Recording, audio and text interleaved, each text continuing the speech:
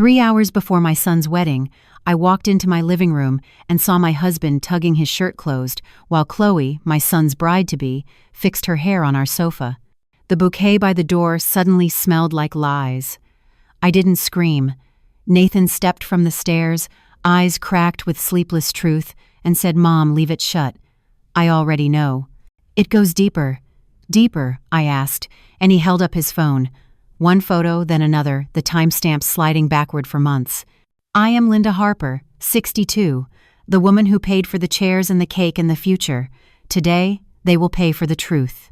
If this were your house, your son, your husband, would you stop the wedding now, or let the truth stand up with the bride and speak for itself?"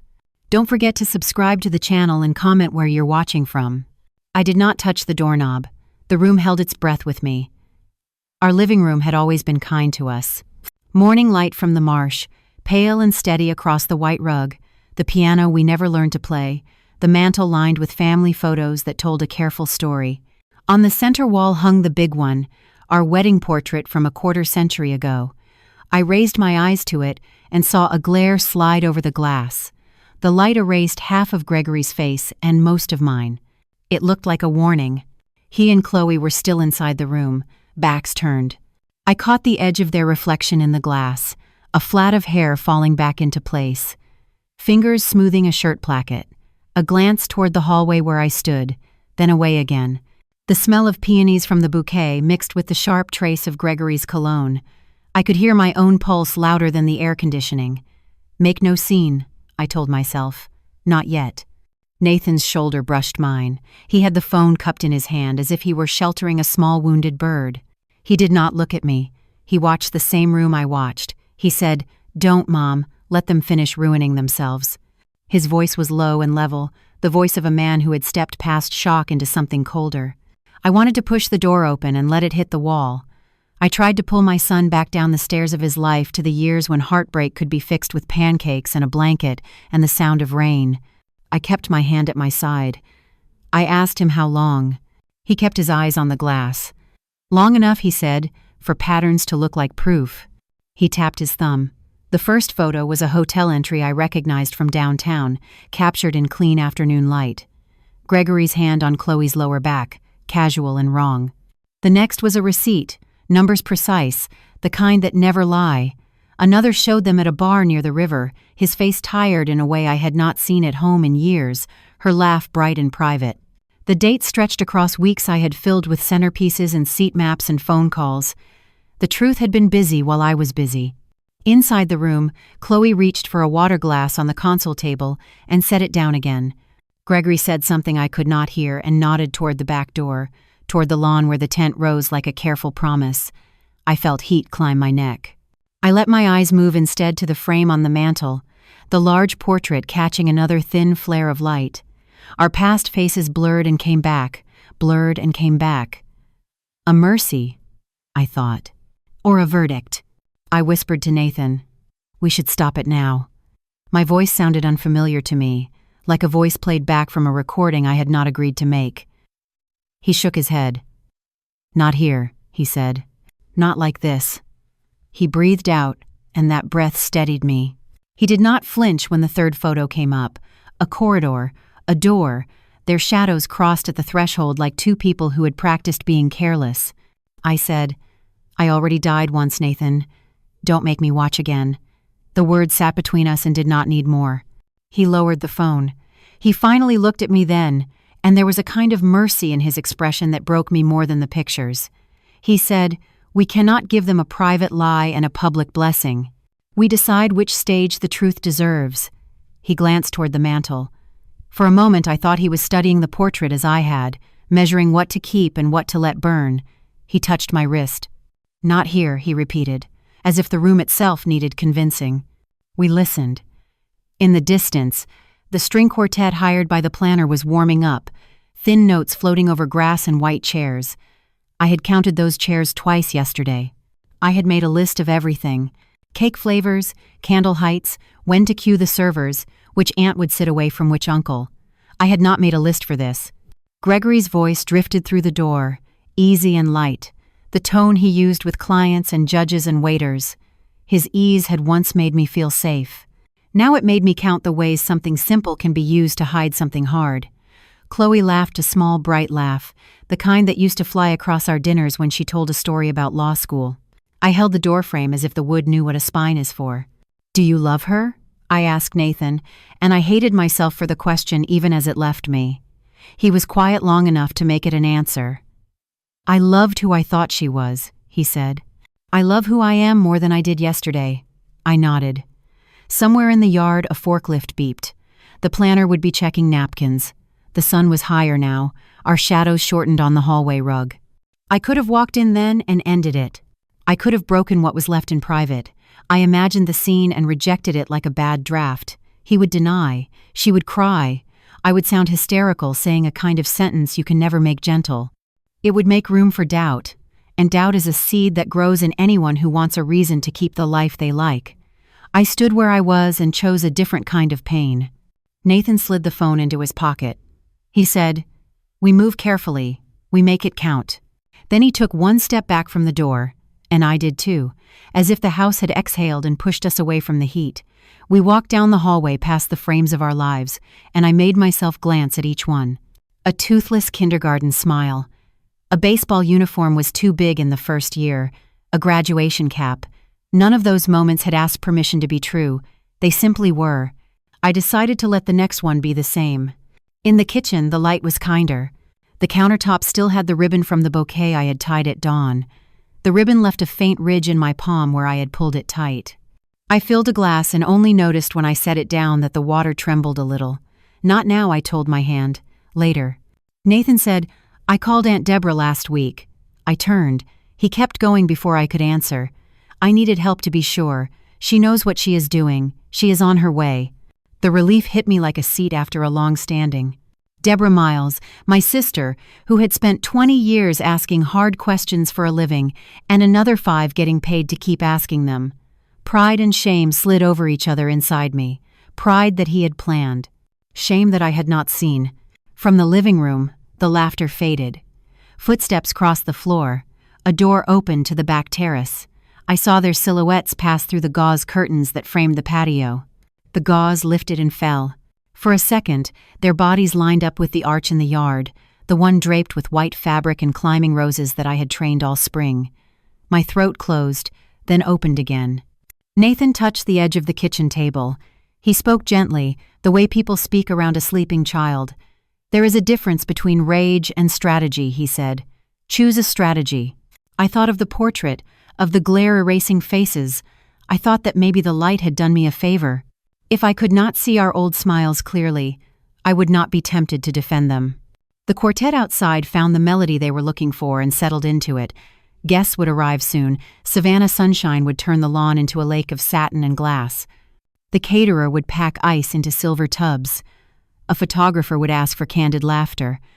I felt the world clicking forward on its tracks as if nothing private had happened at all. I turned to Nathan. "Tell me what you have," I said. "Tell me what comes next." He nodded once. Then he pointed toward my home office at the end of the hall. "That room has a lock," he said, "and a desk, and a printer." I understood. We did not raise our voices. We did not make a scene. We walked. As we passed the living room again, I lifted my eyes to the wedding portrait one more time. The light had shifted just enough to bring our faces back, almost clear, 2 young people who had believed the future was a simple road that began with a vow and a dance. I met that young woman's eyes. I told her, without sound, that she had done her best, and that doing your best and knowing better are often separated by grief. The quartet's music swelled. For a heartbeat, the house felt like a chest taking air. Then I closed the office door behind us. The sound of the latch was soft but final. I sat at the desk where I pay taxes and schedule oil changes and run small numbers that keep a family from sinking. I set my fingers on the keyboard. For a breath, I did nothing. Then the first key clicked. The sun rose like it knew too much. Light slid over the marsh and into my kitchen, thin and pale, the kind that makes dust honest. The kettle began its small whisper on the stove. The wall clock started counting in my ear as if it had moved closer in the night. I set out name cards in neat rows on the table, hand-lettered at midnight, a quiet army waiting for their seats. Lemon oil on the wood, coffee grounds ready, a to-do list written in block letters. Control is not a personality for me. It is a life raft I have kept inflated for decades. I opened my laptop and the screen hummed awake. Spreadsheets of payment schedules, vendor contacts, rain plan, allergy notes. I took a breath, and the breath sounded loud. From the den, the soft click of a lamp. Gregory kept a lamp on in the mornings the way some people keep a prayer, not because it changed anything, but because it made the dark feel polite. I did not look toward him. I watched the clock. The second hand talked to me. "Do not ignore me," it said. "I am bringing you somewhere fast." Nathan came in barefoot with his mug and a blanket across his shoulders like a cape that had forgotten to be heroic. His hair did what it wanted. His eyes had a film of worry that youth tries to blink away and cannot. He said good morning in a voice that tested the room for cracks. I put a hand on his arm. "You slept." A question, not a statement. He smiled without showing teeth. He said enough. He stood over the place cards as if names could answer him. "Do you think Chloe loves me, Mom?" It was gentle and it was heavy. I took the mug from his hand to have something to hold and set it on a coaster to have something to control. Love is not a promise, son. It is proof that we build every day. He watched my mouth like he was reading a map. He nodded and nodded again as if the second nod would fit better than the first. In the den, Gregory cleared his throat, and that small sound carried like a suitcase rolling over tile. He stepped into the doorway bright as a catalog, tie slung loose around his neck, aftershave clean and sharp. "Big day," he said in a tone that had sold 1,000 things to 1,000 people. He gave Nathan a pat that landed like a stamp. He told me he had a quick errand, a special gift for Chloe's parents, something tasteful he wanted to pick up himself. He kissed the air near my cheek and added something about wanting to make a good impression. The clock did not stop. The clock never does. "Where are you going?" I asked. And I made the question sound like curiosity, not suspicion, because wives who sound suspicious end conversations for the day. He mentioned the Whitman favorite boutique on Bay Street, the one with silk scarves in colors that smell like old money. He said he would be back in an hour. He slipped his phone into his pocket with too much care, the way a man hides an envelope inside a book. The front door opened, then closed, and his footsteps became tire noise, and then nothing. The kettle sighed. I poured. The steam fogged my glasses and cleared and fogged again. Nathan watched the door as if waiting for it to tell him the truth his father would not. He asked if I needed him to finish the ribbon on the arch this morning, and I told him no, I would take care of it after breakfast.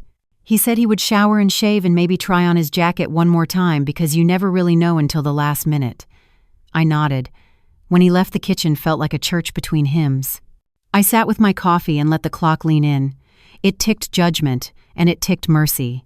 My eyes slid to the envelope on the counter where I kept petty cash for vendor tips. The flap lay open. 2 20s were gone. Not a crime, not a proof of anything, except that small withdrawals are how people keep big stories safe. I closed the envelope and placed a paperweight on it. The paperweight had seashells trapped in glass, a miracle of prettiness that wears its prison like jewelry. At 9:15, I called the boutique. I told the clerk my husband might stop in to purchase a gift for the Whitmans, and could they please add our names to a simple card so I would not have to do it later. The girl on the other end spoke with the soft certainty of someone who spends every day near expensive cloth. She said, "Of course," and asked for the name. I spelled it slowly. She paused. Then she said she had not seen my husband today, and the manager had stepped out to the bank deposits because the morning was slow. Would I like to hold while she checked the register for yesterday's purchases?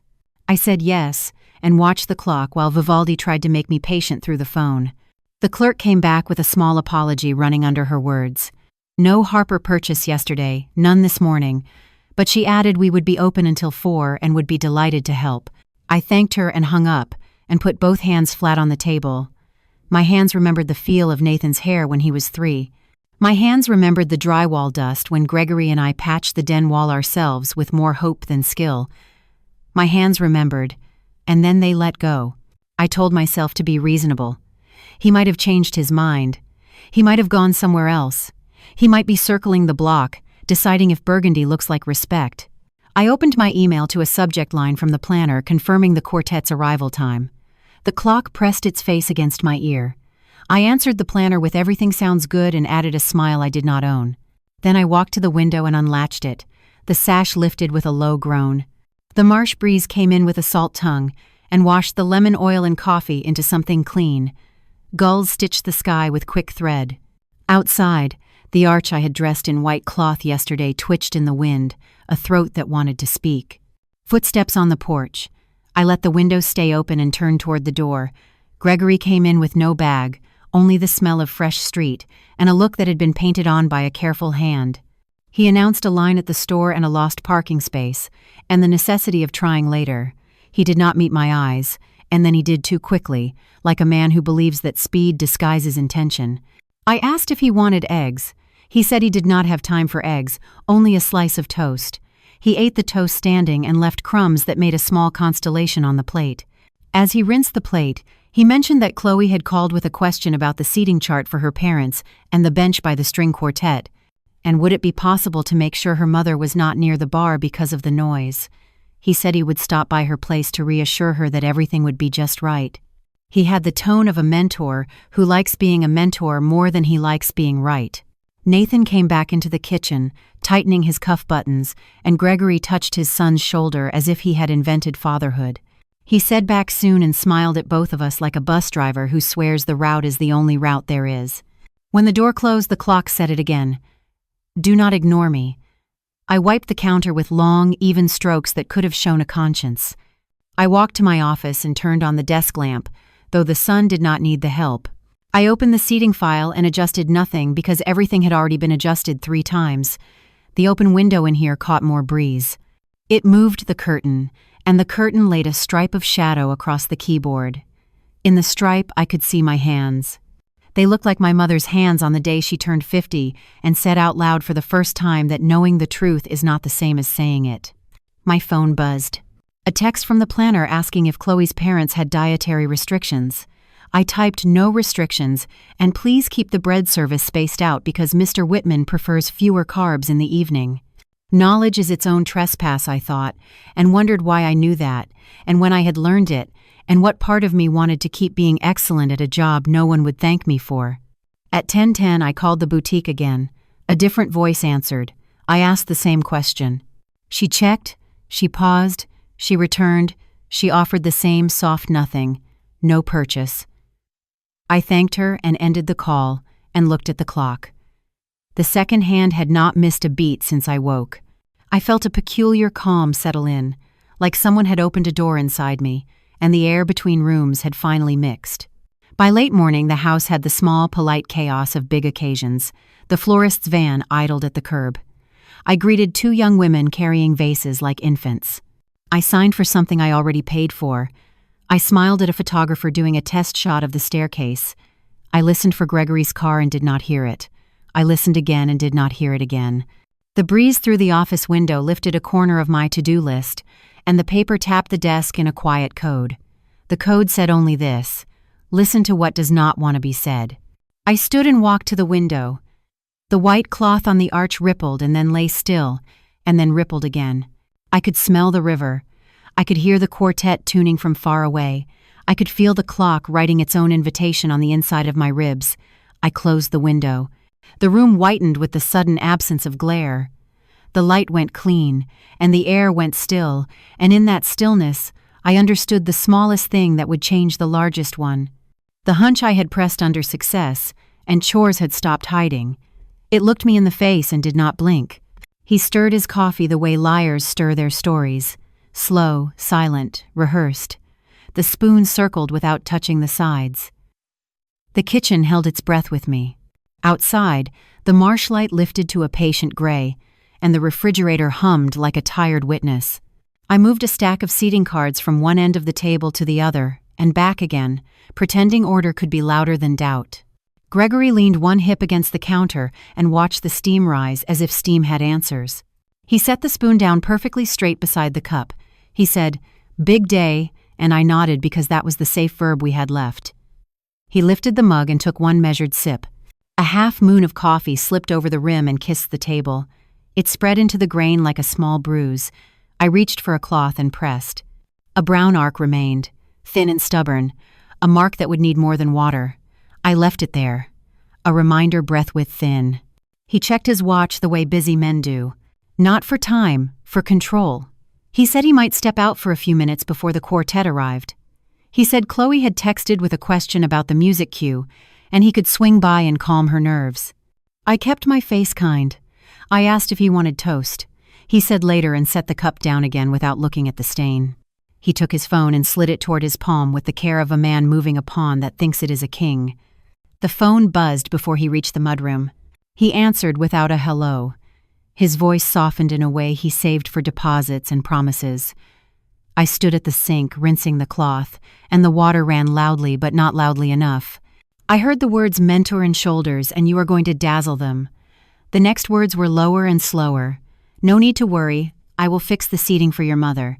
A short laugh from him, like a door closing quietly. Then her voice reached me through the little echo the house keeps. Bright, familiar, too close to the place where we keep the cereal. He walked into the hallway without lowering his voice, confident in the way men are when rooms have sheltered them for years. He said, "You always overthink. I know exactly what you need." He paused. He said, "Come on, Chloe, breathe." The sound of her name in my home had an extra syllable I did not authorize. I kept my hands in the water as if heat could teach bone to stay calm. He returned with the same expression he wore when a deal had settled. He said, "She is nervous." I said, "That happens." He took another sip. He finally saw the stain and smiled at it like a challenge. "You worry too much," he said. "That is what keeps this house standing," I said. The words stood between us like two posts holding the same roof, too far apart to touch. Nathan drifted into the doorway, and we both glanced at him as if innocence could be reinstalled like software. He asked if we needed anything from the rental company, and Gregory answered with the ease of a man who makes a plan even when the plan makes a man. All set. He clapped his son on the shoulder and told him to keep his tie nearby. Nathan looked at the stain and then at me, and I felt the smallest tilt in the floor that no one else registered. Gregory rinsed his mug quickly and set it upside down to dry. He grabbed his keys and moved through the hallway without looking at any of the photos. I followed as far as the front steps under the false comfort of hospitality. He smiled the smile that had charmed waitstaff and neighbors for 25 years. He said back soon. The car door thudded, a clean final sound. The white BMW eased away from the curb and disappeared past the corner magnolia. I watched the space it left, as if the space could confess. I went back to the kitchen and faced the stain on the table. I pressed the cloth again, and the arc lightened but did not go out. I left it as a line I could read later. I opened the back door and let a strip of wind wander over the floor. The arch in the yard lifted its cloth and let it fall. In my office, the lamp was still on from earlier. I sat at the desk and opened the seating chart for a fourth time in 2 days. My fingers hovered above the keys. I did not type. I listened to the room. 2 minutes later, the house phone rang with a polite chime that belonged to decades ago. I rarely use it. I picked it up and said hello in the voice I reserve for vendors and cousins. A soft breath from the other end, then the planner's assistant asking to confirm a last-minute change request from Mr. Harper about moving the Whitman parents closer to the aisle for better photos. I closed my eyes. That had not passed through me. I told her to leave it as planned. She apologized in her careful way and thanked me, and hung up. I stared at the handset after the line went dead. The kitchen clock counted 3 long seconds into my ear and stepped aside for the old quiet to return. My cell vibrated. A text from an unknown number, a screenshot, a reservation confirmation for an afternoon hotel appointment at a downtown property I know by its curtain color in every gala photo. The name on the reservation was a shell company I recognized from a bid Gregory once bragged about. I did not breathe until the second buzz reached me. Another screenshot. A charge at a boutique in a neighborhood that sells silence alongside silk.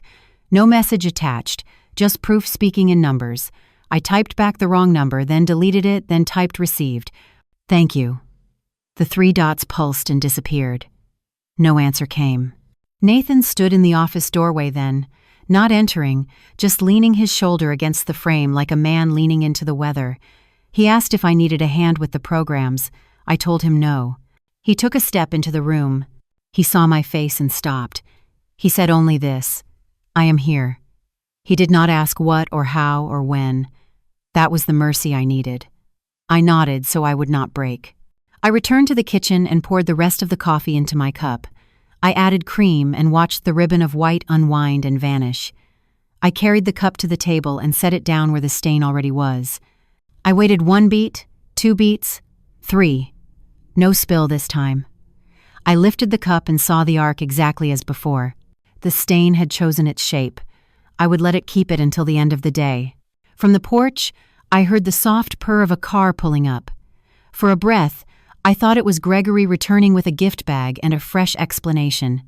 It was the florist again with a forgotten box of boutonnieres.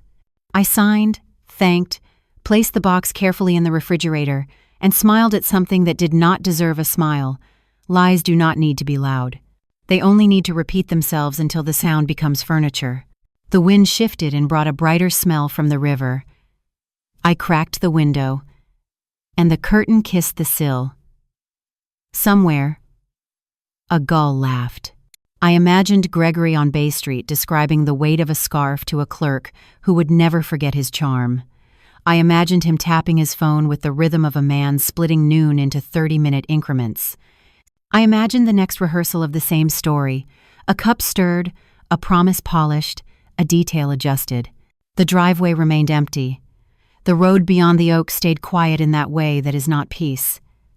I stood in the doorway and listened for a car door and heard none.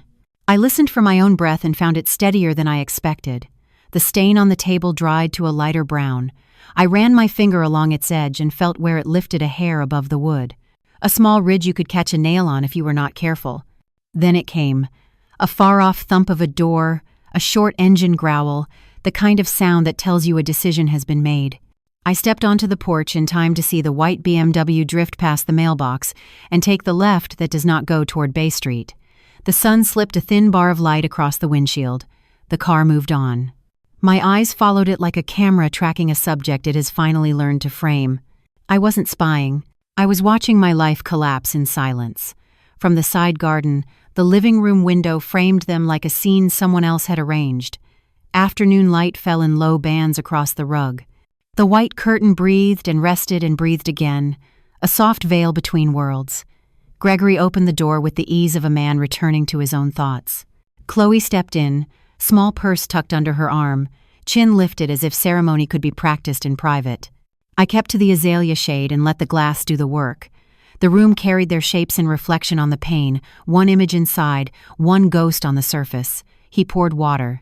She smiled with the politeness of a person who is not thirsty. They stood near the piano that never learned a song. The curtain moved and stopped and moved again. Salt air threaded through the lace and slipped away. He said something I could not hear and fell into the posture that looks like listening but is really directing.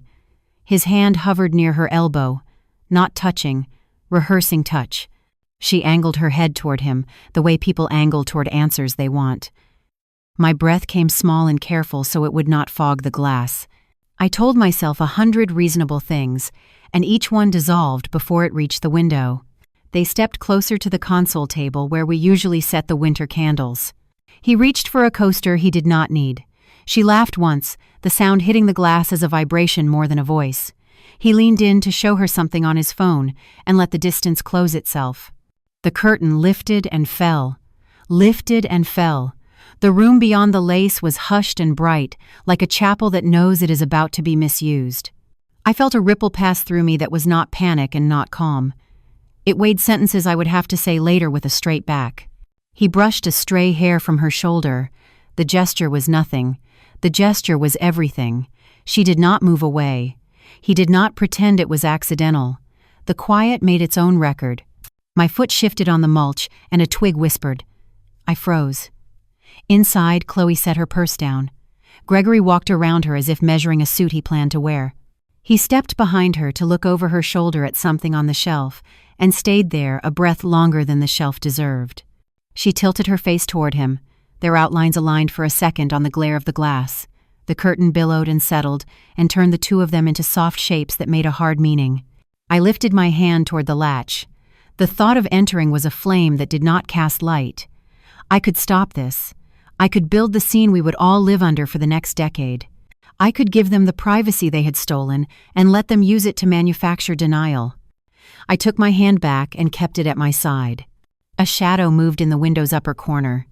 I almost missed it because I was training my eyes to believe only what was lit. Nathan stood on the staircase inside, one step below the landing, half hidden behind the rail. His shoulders were straight in that way grief insists on. He watched the room, and then he watched me through the reflection, the way a son recognizes the outline of the person who made him. He came down 2 quiet steps and slipped out the side door without forcing the handle to confess. He circled the hedge and stopped beside me, close enough that our sleeves touched. He did not look at my face. He kept his eyes on the window. He said, "Do not. Not yet." The words sounded like a hand on my wrist that was not holding me back, only guiding me to the version of me that would be needed later. "You already knew," I said. I heard the steadiness in my voice and identified it as something more dangerous than anger. He nodded without turning. "Long enough to stop being surprised," he said. His breath left a small cloud in the strip of cold air sneaking through the frame. I saw the same cloud in the reflection and understood that we were both in 2 places at once. Inside, Gregory placed his palm on the small of Chloe's back and directed her a single step to the left. He smiled down as if arranging furniture.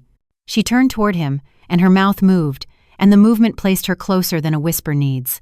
He drew his hand to her shoulder and dropped it. The curtain's edge lifted, and their silhouettes sharpened and blurred in a rhythm that made honesty feel like a tide coming in, whether you permit it or not. I pressed my tongue to the roof of my mouth to keep a sound from escaping that would belong to an earlier life. Nathan's fingers opened and closed once at his side like a man testing a rope. He did not reach for me. I did not reach for him.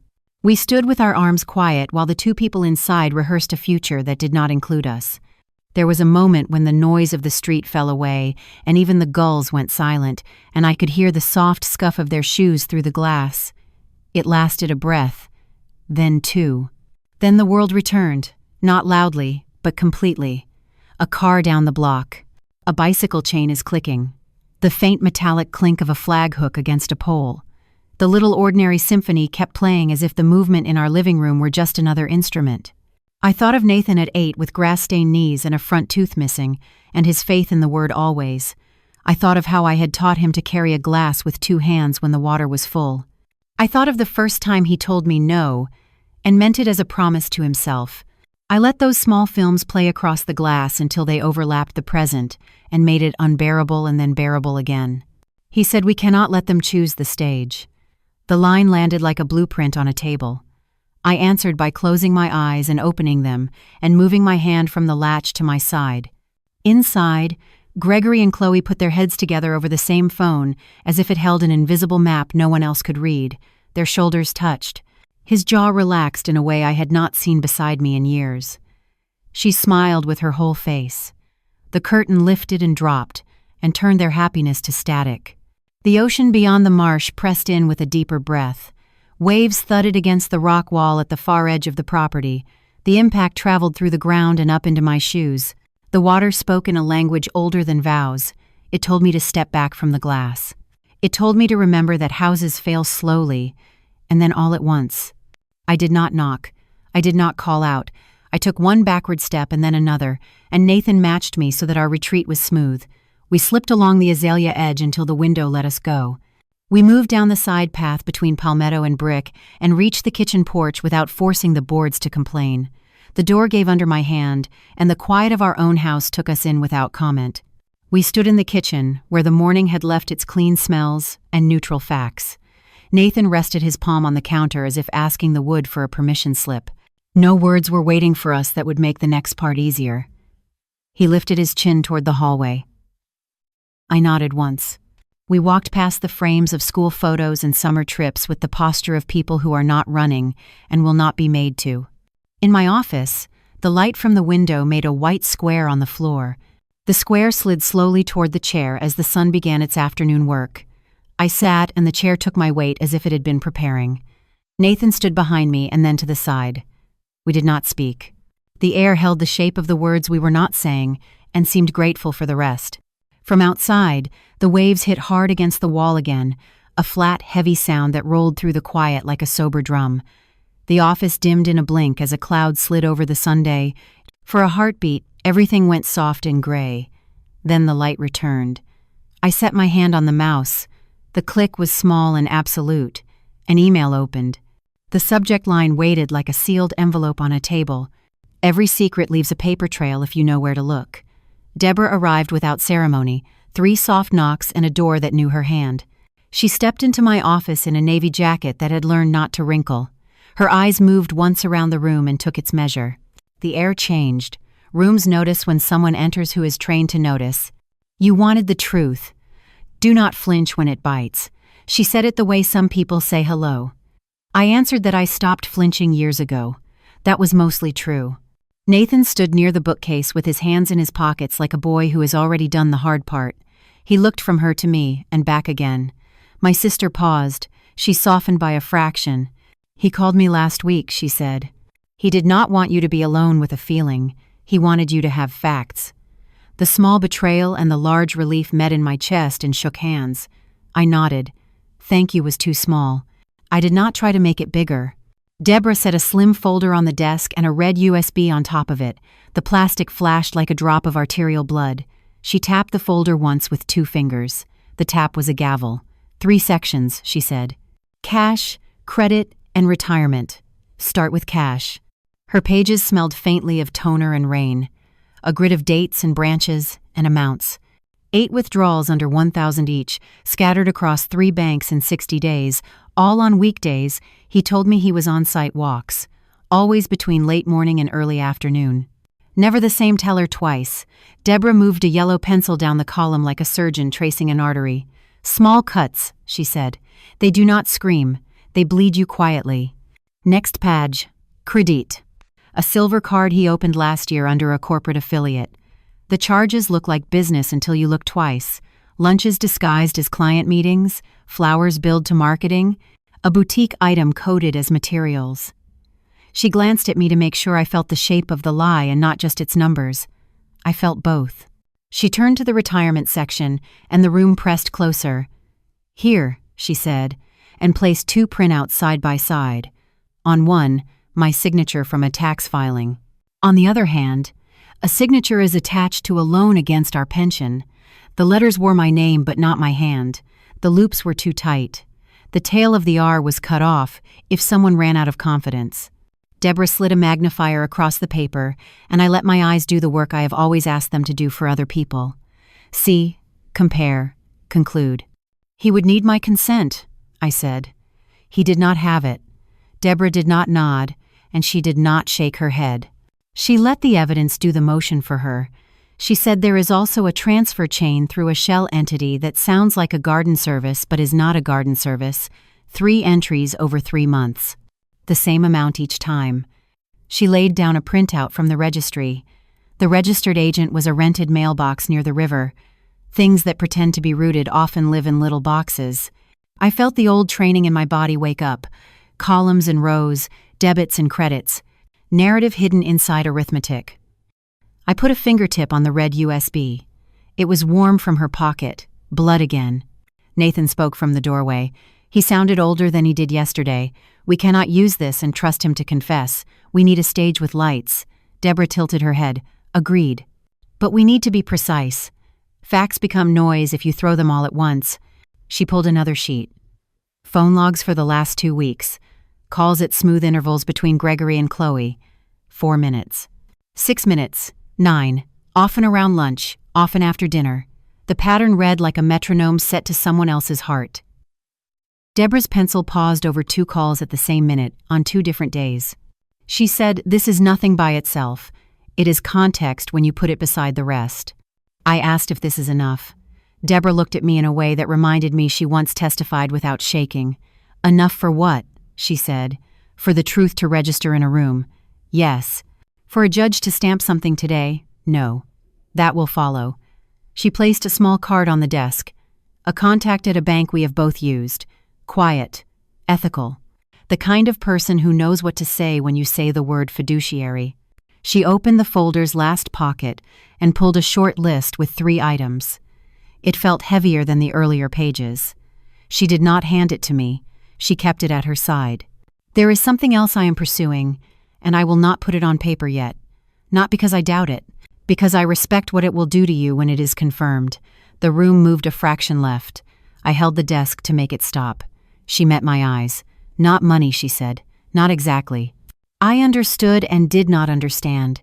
She said, I will bring it to you when it is no longer a suspicion. She snapped the folder closed. Then she lifted the red USB with 2 fingers. She looked at Nathan. Are you ready? She said. He nodded. She looked at me last. Are you ready? I was not, and I was. I slid the laptop closer. The machine waited, blank and obedient. I bent and found the port by touch. The click of the USB sliding in was small and exact. The screen breathed and then lit the room in a washed blue that made us all look like we had just come out of deep water. A window opened. Folders nested inside folders, the way secrets nest inside errands. Deborah moved the cursor with 2 quick strokes and opened a presentation file that did not have a name, just the date and the time, as if the device itself had stamped it. Slides appeared full of the careful hurts she had gathered. Not the hotel images we had already seen. Numbers, forms, timestamps. A graph with a red line that rose when it should have been flat. A side-by-side of 2 signatures, the mismatched tales are obvious even to a kind stranger. She talked while the pages moved. Keep it simple.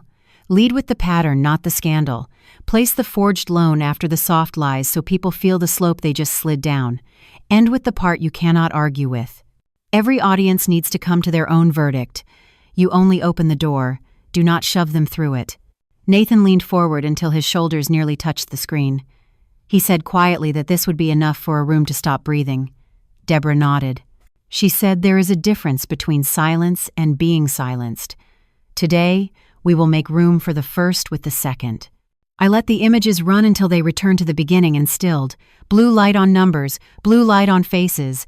I reached for the red USB with the impulse to pull it out and make the blue go away. I did not. I asked Deborah what the next step is. She said, I have calls to make. You have calls to stop making. Do not warn him. Do not warn her. Keep moving like you do on mornings when the car will not start. Do the next thing and the next. She turned to Nathan. You will stand with your mother. You will not perform rage. You will give the room a reason to believe the quiet one.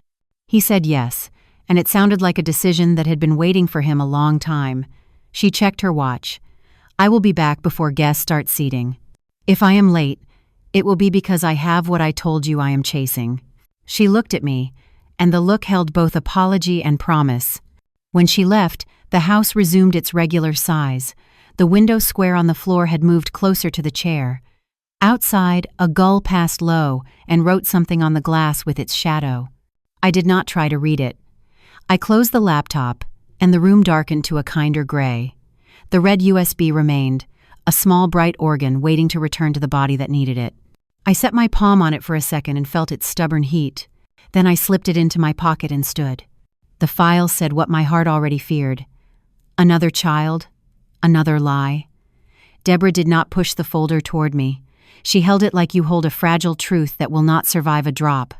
The house had gone quiet around us. Somewhere far off, a truck downshifted and kept going. I could hear the soft drag of the curtain on the office sill. Nathan stood a step back, a stillness that felt like duty. Deborah spoke in the voice she saves for people at the edge. There is a woman named Nora Bennett. She worked with Gregory years ago. She left without a ripple. She lives 2 towns over. The payments I tracked did not stop at dinners and hotels. They began long before that. They are regular. They are long. She let the word long stay in the room until we felt its length. I opened the folder and saw what she had not said yet. A school enrollment form. A mortgage statement with a neat, modest number. A pediatric appointment card. The kind of papers that build a life without anyone noticing. The child is 15, she said. A girl. I heard the faintest shift in Nathan's breath. The sound was not a surprise. It was recognition that the floor plan of his life had a room none of us had walked into. Deborah did not rush me. She named nothing cruel. She named only facts. The girl's surname is Bennett. The father line is blank. She has his eyes. She said it as if she were describing a storm front, moving cleanly across a map. I held the corner of the paper and felt the weight bending toward my hand. The room leaned with it and settled. Truth is ugly, but it is still truth, she said. I looked at my sister and understood again why people hired her to look into what they could not bear to see. Then let us make it public, I answered. The sentence was heavy, and it did not wobble. "We will need a piece of him," she said. "Something the lab can read. It will not be a legal document today. It will be enough to know. Something that belongs only to him." The word arrived in my mind before she spoke it. "Toothbrush." She nodded. "It is quiet, it is clean, and he will not notice. We do not break the law. We hold a mirror." The day had tilted into late afternoon. Guests would begin to appear soon and call this house beautiful and call this sun kind. I rose without a sound and walked down the hall as if the walls could bruise. In the master bath, his toothbrush stood like a sentry in a cup we bought on vacation when we still believed souvenirs could fix ordinary sadness. The bristles were dark with the morning. I wrapped the handle in a paper towel so my skin would not be confused by the story, and slipped it into a small zip bag from the drawer where we keep batteries and bandages and unclaimed screws. The bag clicked shut. A small, sure sound. In the mirror, I saw a woman I recognized and a woman I did not. Both stood in the same light. I carried the bag back as if it were a warm bird and placed it in Deborah's hand. She did not say good job. She did not say I'm sorry.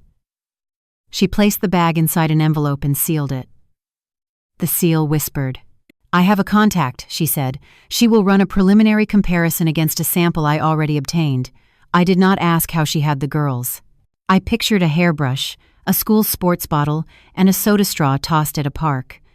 I let my mind stop there because the next frames would only teach me how much work my sister had done before this moment. Nathan stepped aside so she could pass. She left with the envelope under her jacket like a quiet heart. The house did not move. I listened to the refrigerator click and settle. I traced the edge of the desk with a single finger, the way you trace a shoreline on a map when you are not sure yet if you know how to swim. Nathan leaned his shoulder against the wall and let silence sit between us like a third person who was trying not to intrude. He said, "Do you need water?"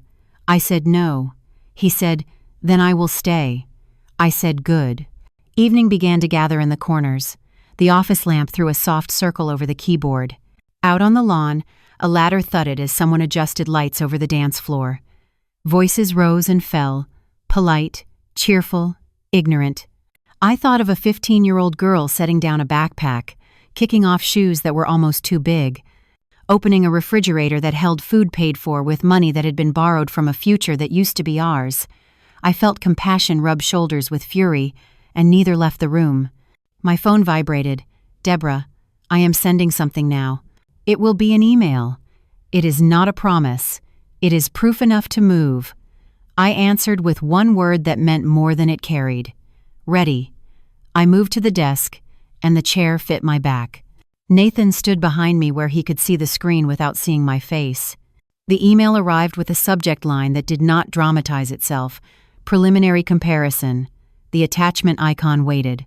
I clicked. The document opened slowly.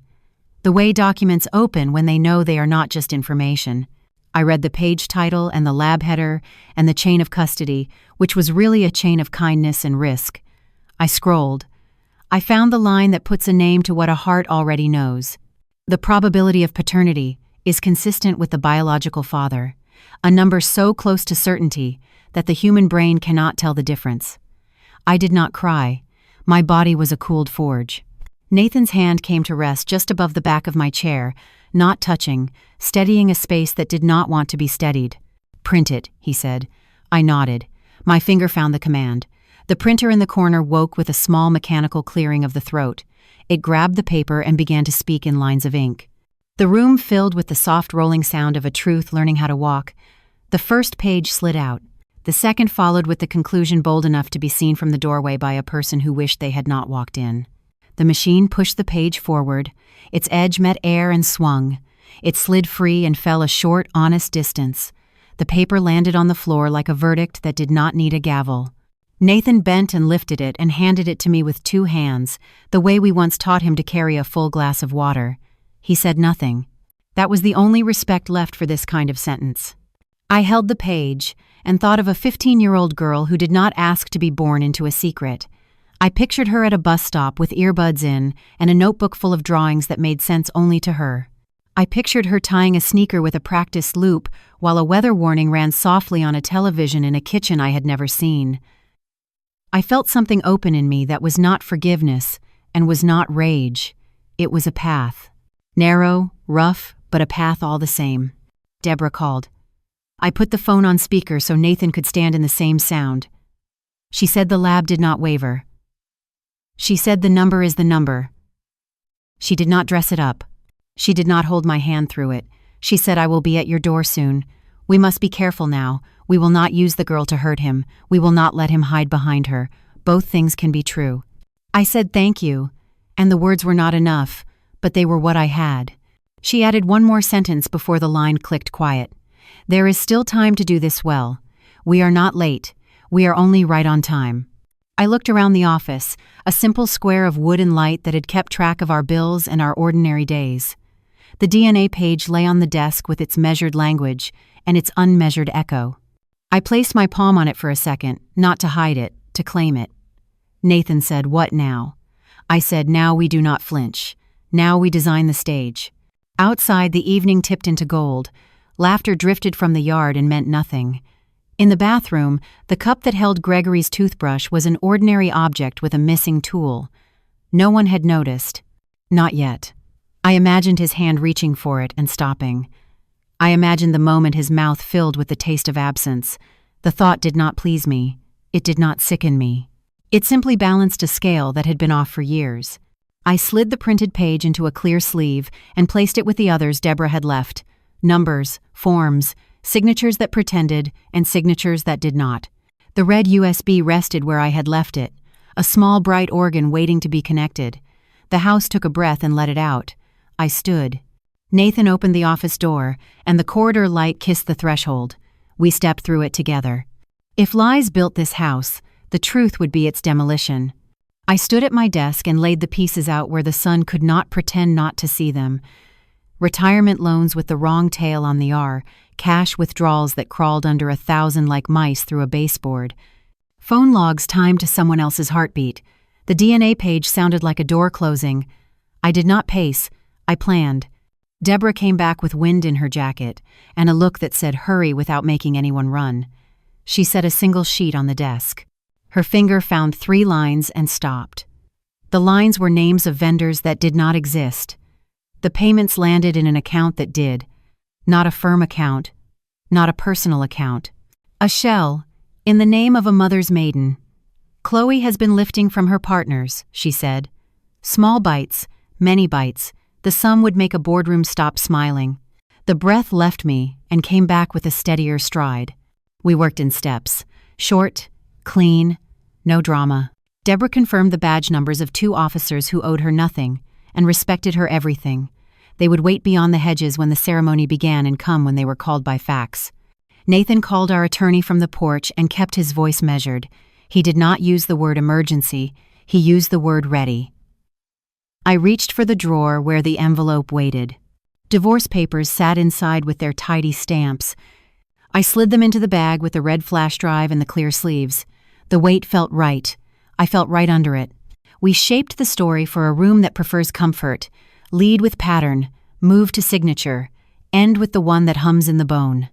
Deborah stood at the laptop and built a presentation for the ceremony that did not need photographs to be believed. Numbers, times, a graph that makes sense to anyone who has ever balanced a checkbook.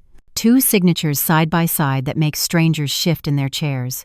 The DNA sentence set alone, so the room would have nothing else to look at when their world tilted. Nathan watched us as if cataloging courage. He said, "Mom, you are trembling." I set my hand on the desk and listened to the wood. "No, I am calibrating." The words came from a part of me that had learned to hold a needle steady while a storm shook the roof. He nodded once. He believed me. That helped me believe in myself.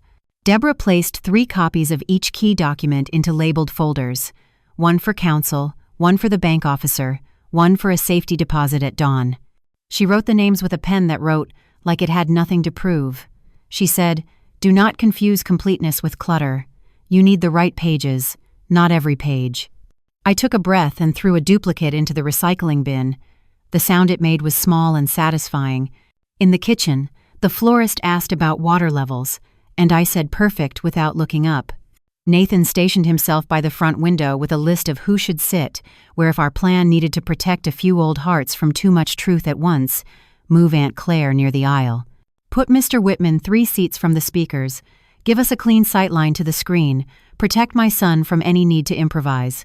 Deborah called the economic crimes detective she trusts, with the voice she saves for rooms where favors do not belong.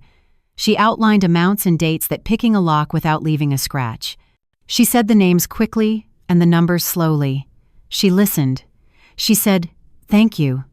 She ended the call and met my eyes. They will take it seriously. They will be quiet until they no longer need to be quiet. Relief is a quiet thing when it arrives from people who can do something. I wrote a simple script on a single card because simplicity travels better when hands shake. I will stand when the officiant offers the old sentence that invites truth. I will say my name. I will not raise my voice. I will say there is a pattern you need to see. I will let the screen breathe between slides. I will pause after the forged loan so the room can hear itself. I will let the DNA line arrive alone. I practiced the pauses in my head. They felt like steps across a creek, stone to stone. No splash. Nathan brought the projector case from the hall closet where it had waited through birthdays and school nights, and that one stormy Thanksgiving when the power flickered and family stories did not. He lifted the machine like he had watched his father lift it 100 times and had decided to carry it better. We tested it in the office with the blinds closed. Blue awakening. The soft whir of a fan finding its rhythm. Deborah arranged cables in a clean run so no one would trip on our intentions. Text messages began to buzz with polite questions. Out-of-town cousins asking about parking. A neighbor asked if he could bring his own camera. I told Nathan to answer with kindness and nothing else. Politeness can be a shield. It can also be a way to keep your hands busy while the ship turns. Deborah handed me the red flash drive. "Press play," she said, and it sounded like a blessing and a charge. I slid it into the pocket of my dress, where it touched my side, a small bright pulse. I imagined the wire carrying each fact to the place where sight becomes belief. I imagined the moment the room goes still, and finally hears the clock that has been ticking all along. We walked the route from the house to the lawn. We marked a place to stand that would keep me visible and keep me safe if talk became noise. We checked the extension cord to the outlet under the oak, where the electrician had left a grounded box for evenings that need light. Deborah balanced the screen legs on the flattest part of the lawn and tested the latch with 2 quick squeezes that would have made any cadet proud. In my head, I heard the quiet sentence from earlier and let it become the floor. We will not use the girl to hurt him. We will not let him hide behind her. Both things can be true. I carried those 2 truths like matched suitcases. They made me stand taller. The planner came to ask about the timing of the processional, and I smiled as if we were discussing centerpieces. I told her to start on time. Punctuality would be our accomplice. She nodded and went to count chairs. The quartet tuned to something like hope. The light softened to the color photographers, called golden, and mother's call forgiving. Nathan adjusted his tie and then took it off. He held it in his hand like a leash he had decided not to use. He said, "I will stand beside you." I said, "You will stand as yourself, and that will be enough." He did not answer. He did not need to. Deborah checked her watch and then the horizon. She was counting in a language I have never spoken but have always trusted. She tucked a small radio in her pocket for the officers in the hedge and spoke into it once and listened. She nodded. She said, "All right." She said, "We are in motion now." I went back inside for a final thing. The envelope with the divorce papers rested in the drawer like a quiet animal. I slid a simple note on top of it in my own hand. Gregory. No theatrics, no tirade. Just the sentence that would be true in any light. This ends here. When I returned to the lawn, the chairs were filling with polite clothing and old church voices. I could smell perfume and river and nerves. The arch lifted its white cloth as if it wanted to see. Nathan met my eyes, and it felt like stepping onto a floor we had built together. Deborah nodded once and placed the small remote in my palm. Her fingers were warm. She said, "Remember the pauses. Let the room come to you." Guests settled.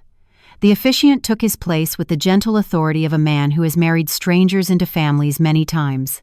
The quartet slid from tuning into melody. Gregory appeared near the front, with a face he had practiced since high school. Chloe floated behind him with a brightness that refused to doubt itself. I watched them and felt the oddest peace. Plans do that when they have been made without lies. I moved my thumb to the side of the remote to make sure I could find the button without looking. I could feel the raised dot under my skin like a pulse. The electrician had tucked the power strip against the oak. Deborah knelt and pressed the toggle with the back of her hand so her knuckles would not pick up dirt. The socket hummed alive. A thin flicker walked up the screen. The projector lens opened its single clear eye. Light leapt and steadied. Weddings begin with promises. Ours began with perjury.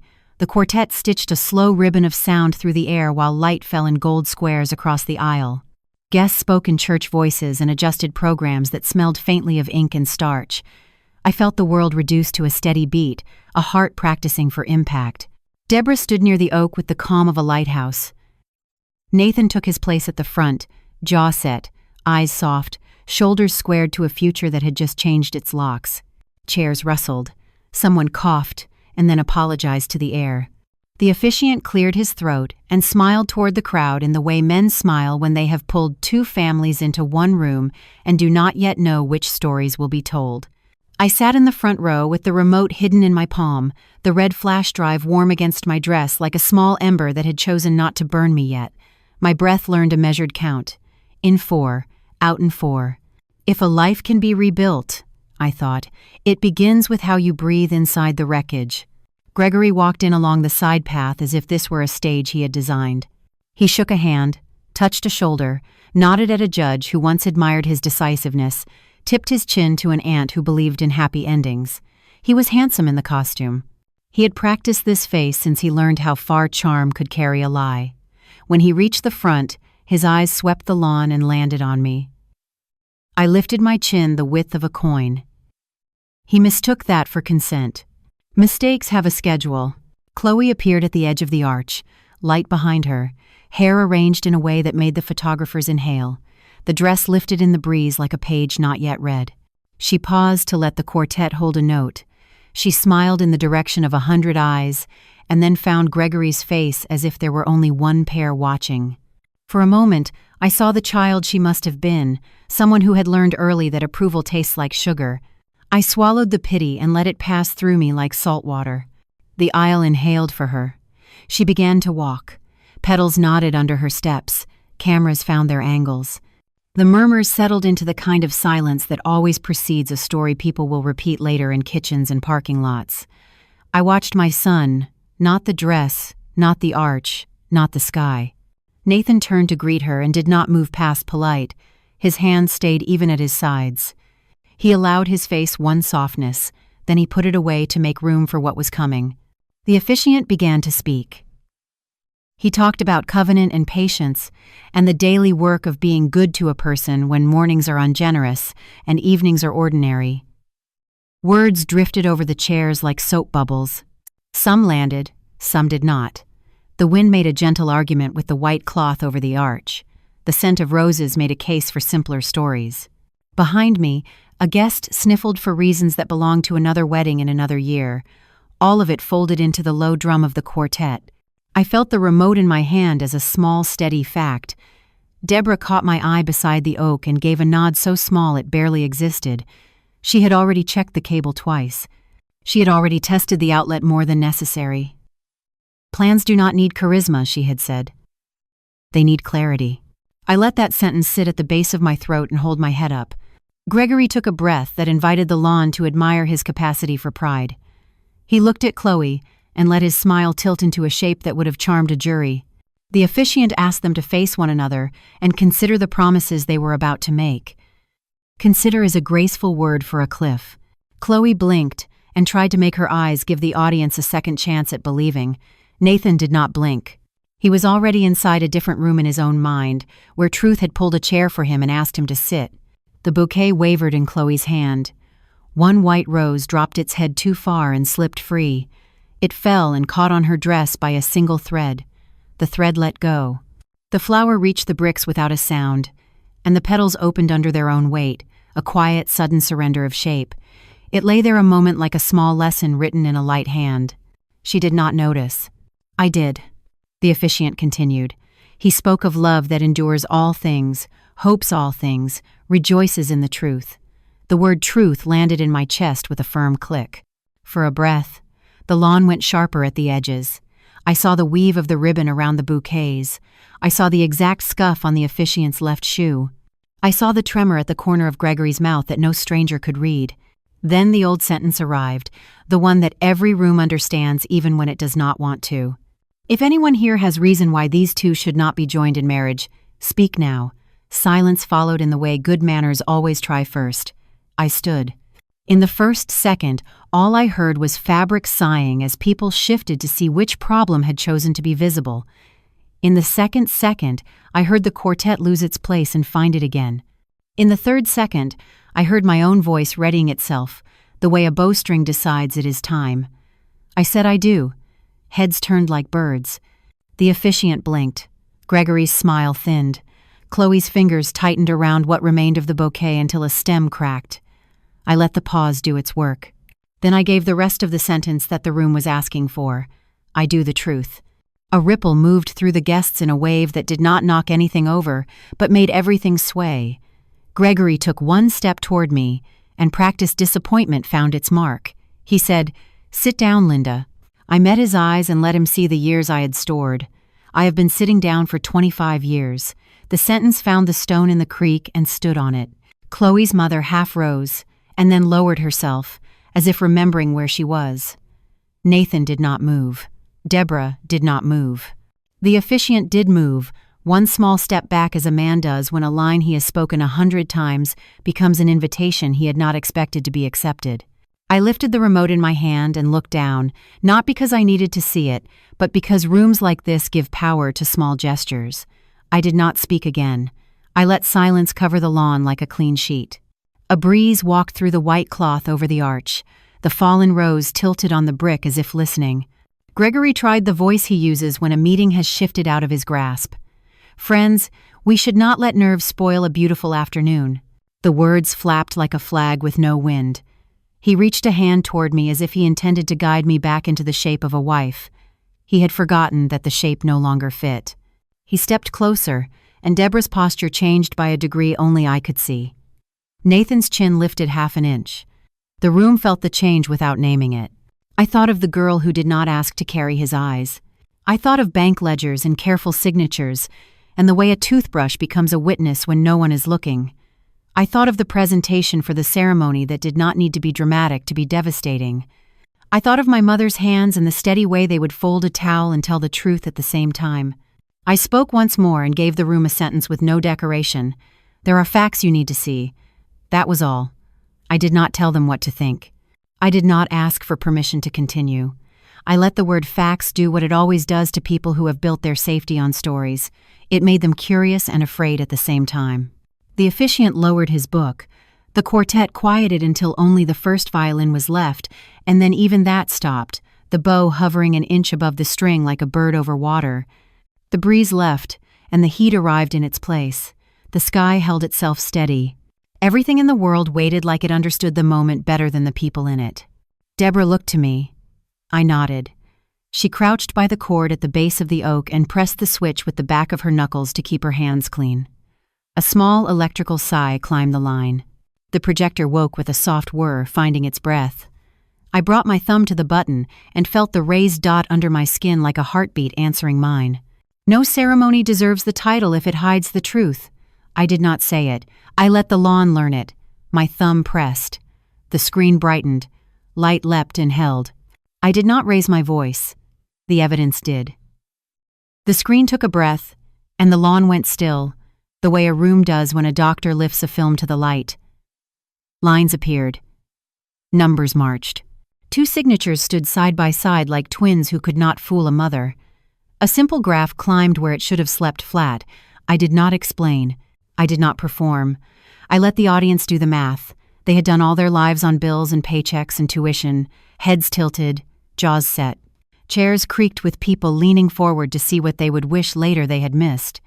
Gregory started with a laugh shaped like a rescue boat. It sank in 1 inch of truth. "Friends," he said, and the words slid off the grass. The next slide arrived. The room did the talking. Murmurs made their small weather. An uncle whispered that it was a forged tale, and no one shushed him. A neighbor who worships tidy men blinked hard like she had been splashed. Chloe began to shake her head before she knew why. Her fingers tightened on the bouquet until a green stem snapped and dropped like the smallest verdict. Her mother fixed on the screen, as if staring long enough could make numbers become etiquette. Her father stared at Gregory like a bar exam with his hands. I did not look at my son. I felt him. He was a warm presence to my left, a wall built of breath and bone. Deborah stood near the oak, one hand at her side, the other on nothing, a habit from years of holding radios and reports, letting rooms run through her and stay intact. The officers beyond the hedges would not move yet. They would wait for their cue, which was not an opinion. Gregory stepped forward with a finger raised, the way men point at stubborn printers. He said, "This is out of context," and then he said, "Linda, you are embarrassing yourself," and the pronoun did not land. The crowd had already changed the subject. When the slide with the neat monthly pattern appeared, an elderly aunt exhaled and said, "Oh, honey," and no one knew which honey she meant. I spoke only once. I said, "These are not accusations. These are facts." The sentence walked across the lawn and sat down next to each person like a quiet friend. The officiant lowered his book, as if it had gotten heavier. The quartet held their instruments the way children hold found sticks. The air itself seemed to take a step back to make room. Chloe tried to smile and found she had lost the muscle.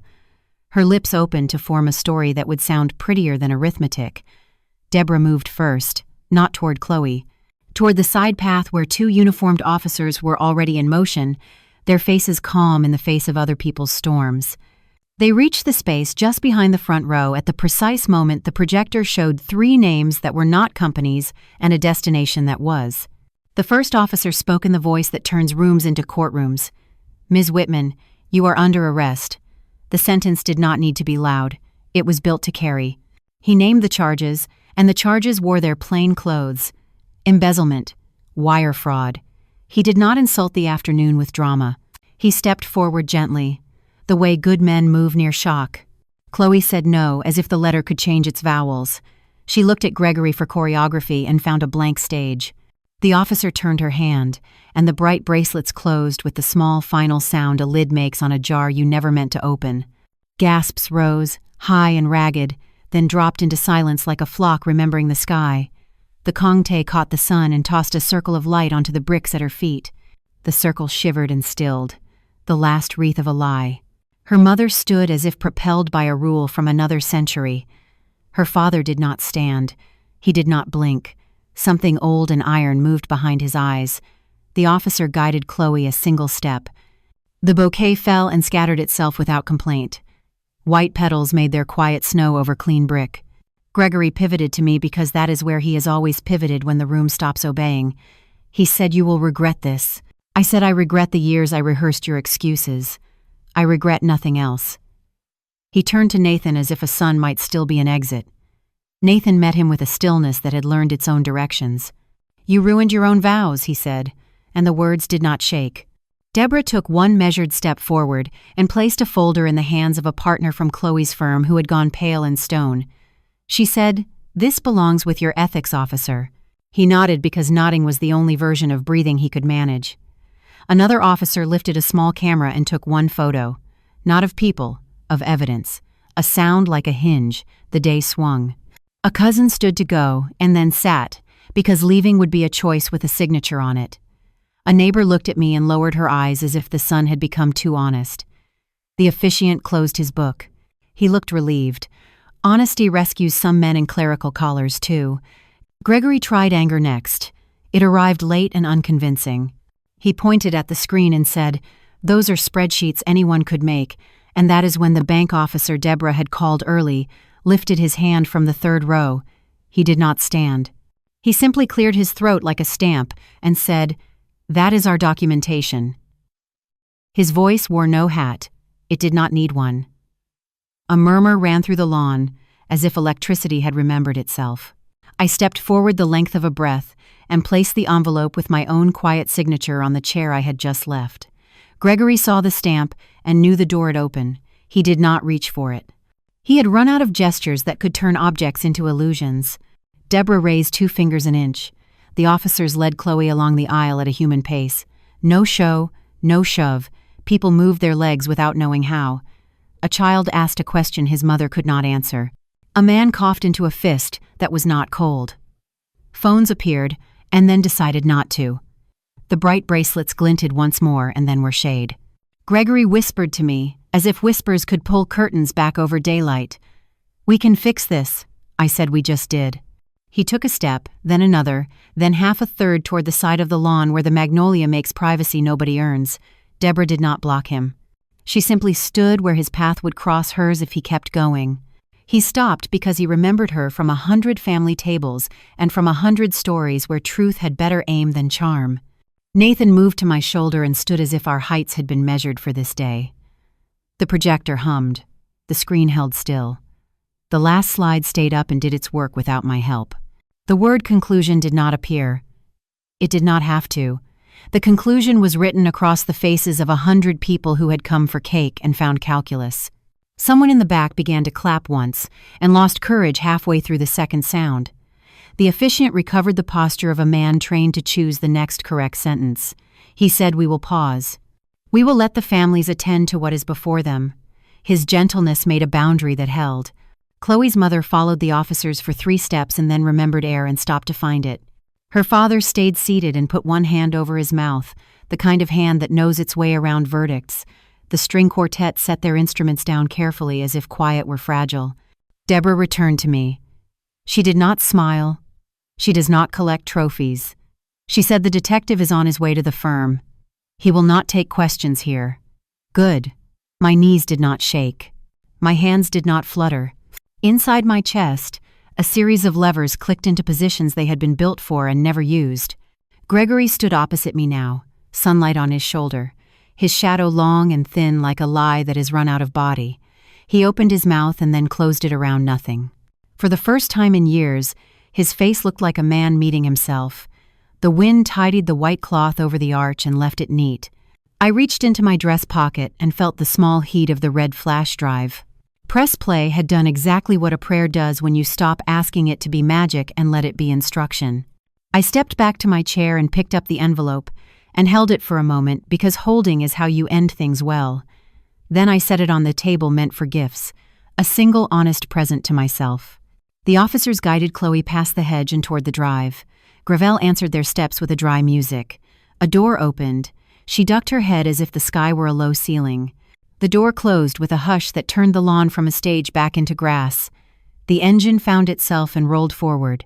Sound faded into the street's afternoon pulse, and then into the farther rhythm beyond the marsh where the tide keeps no one's secrets. The waves took up the rest of the story and told it the way water tells everything it keeps, without adjectives and without end. At sunrise, my coffee did not taste like revenge. It tasted like peace. The house exhaled in slow inches. The kettle had already cooled. The clock on the wall forgot to shout and only kept time. I held the warm cup with both hands and let the first sip settle the way rain settles dust. Through the window, the marsh lifted a pale breath and gave it back. Somewhere, a gull tested the air and decided to keep its voice to itself. Silence has its own furniture. The chairs felt lighter. The table did not argue. The floorboards did not confess. I moved through the kitchen without needing to correct anything. The stain from yesterday hid in the grain like a bruise that had decided not to darken. Light reached in and chose the gentle parts of the room. I stood very still and let my body learn that stillness belongs to me now. Nathan came in barefoot, hair unpersuaded, face clear in that way a storm gives a young man a new jaw. He poured nothing and took the stool across from me as if the wood were a witness. He looked at my cup and then at my eyes. "Are you sure you are ready, Mom?" "Ready for what?" I asked, though I already knew the question was a bridge he had built in the night, ready to meet her. He did not say the name. He did not need to. For truth always, I said. The cup warmed my palms as if it had been waiting for that answer. We chose a place that we did not know. A cafe 2 towns over with a bell that tapped the door with a small silver sound. Nathan drove. I watched sky and water trade glances along the causeway. The world had started its ordinary routines, trash trucks and joggers, and the first bus on the route, and it felt like mercy to be included in the ordinary again. We parked under a tree that tried to be generous. We took our time crossing the street. Inside, the counter held 3 pastries that were waiting to be chosen. We did not choose them. We took a corner table near a window that had learned how to hold light without blinding anyone. I lined 2 packets of sugar in a tidy row, then moved them out of the way. Nathan studied the menu for a full minute so he could put it down with purpose. He asked if I wanted anything else to drink, and I shook my head. I did not trust my hands with a second cup just yet. They arrived quietly. Nora came first, older than the conference room memory I had built for her, softer at the edges, plain in a way that lets kindness make a shape. She carried a purse that could hold a life and not complain. She held the door for the girl without turning her body, a small, practiced care. The girl stepped in, a canvas bag against her hip, hair in that very human middle place between childhood and what follows, eyes the color of a decision. She saw Nathan, and then me. Her eyes paused and did not look away. In that small pause, I saw Gregory, and then I did not. I saw a person who had learned how to measure a room before stepping into it. Nora nodded to us, as if nodding could keep her on her feet. "Hello," she said. "And Saturday?" The girl sat beside her and wrapped both hands around her own cup the way I had done this morning, without knowing we were practicing the same posture. We did not say everything.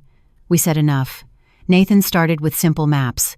School, favorite class, the way the bus driver sings, the kind of music she likes when she reads.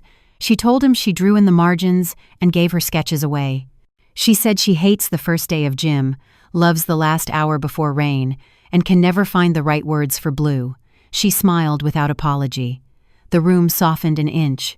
I told her my name, and she said she knew.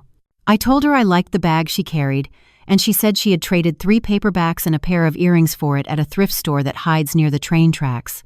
We laughed once together like strangers who had found a word that belonged to both of them. The laugh did not fix anything. It did not need to. Nora spoke then.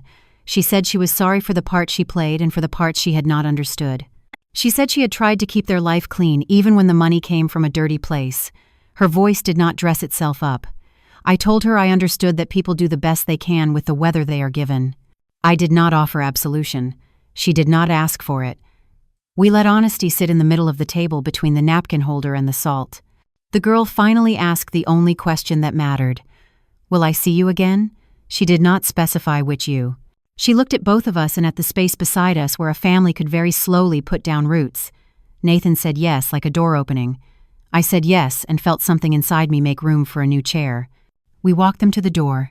The bell touched the glass and sang a single note. Outside, the day had warmed enough to put a shine on the sidewalk. We said goodbye without drama.